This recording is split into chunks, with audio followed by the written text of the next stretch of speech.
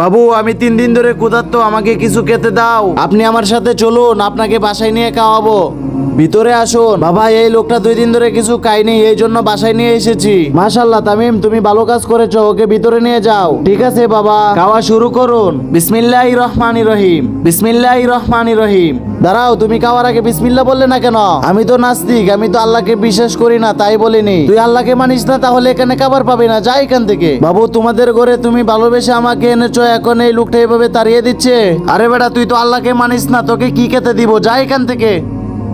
দাঁড়ান, Islamic video দেখতে তো সবাই ভালোবাসে, কিন্তু কয়জন আছে লাইক সাবস্ক্রাইব করে? আজকে দেখবো ইসলামিক ভিডিওতে কয়জন লাইক সাবস্ক্রাইব করে। আচ্ছা আপনার বয়স কত? 32 বছর। বাবা তুমি শুনছো তো, তার বয়স হলো 32 বছর। 32 বছর তো আমি কি করব?